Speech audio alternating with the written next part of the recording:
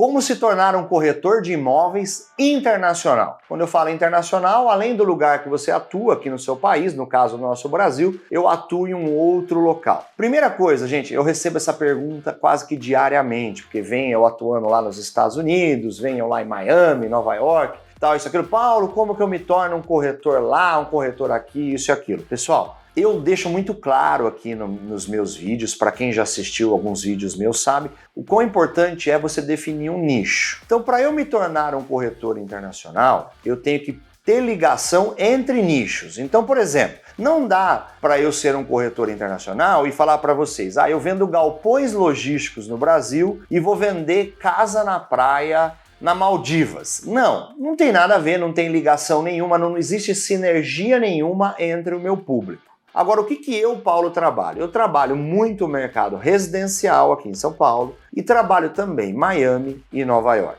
Com isso eu tenho sinergia. O meu cliente que tem muito dinheiro, ele vai estar nessas pontes aéreas, ele vai ali para Miami ou ele quer ter um imóvel ali em Nova York e com isso há sinergia. Necessariamente, essa escolha não pode ser aleatória. Eu não posso imaginar, eu sou um corretor internacional e atuo com popular no Brasil e vou atuar com alto padrão na Califórnia. Não faz nenhum sentido, não vai agregar valor nenhum para você. É mais para inflar aí o seu ego, talvez. Mas vamos lá, trazendo para o dia a dia. Primeiro, independente do lugar que você vai escolher, você tem que conhecer. Ninguém é um corretor que atua internacionalmente se não conhece o lugar que está vendendo. Então essa história que eu vejo corretores, olha, eu vendo imóveis em Paris, mas eu nunca fui para Paris porque eu tenho um primo lá que me atende.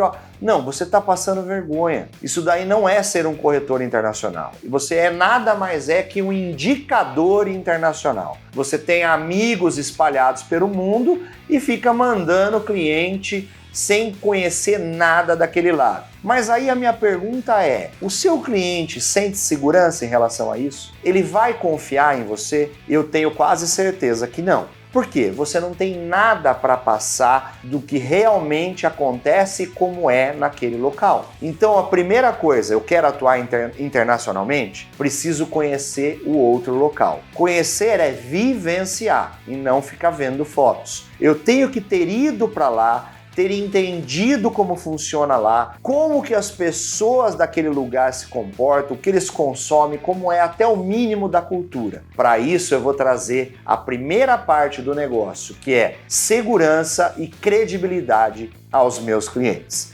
Fora isso, falar a língua. Salvo se você não atua em Portugal ou em outros países que falam português, se eu quero atuar na Argentina, se eu quero atuar na Bolívia, na Colômbia, na Espanha, eu tenho que falar espanhol. Se eu quero atuar nos Estados Unidos, na Inglaterra, eu tenho que falar inglês. Se eu quero atuar na França, eu tenho que falar francês. E assim por diante. Então não saia também se arriscando, não, mas eu vou atender brasileiro. Não é isso, meu amigo. Você vai ter que ler sobre a legislação daquele local. E se você não domina a língua, como você vai entender? Como que você vai tirar dúvidas? Então também não passem esse vexame. Se você quer realmente atuar em algum país, domine a língua daquele país. Salvo se você fala português, como eu disse anteriormente, o caso de Portugal. E fora tudo isso, tenha para o seu cliente um portfólio. Não adianta você falar que você é um correspondente, um corretor internacional, se você não tem produto nenhum a oferecer para ele aqui no Brasil. Com isso também,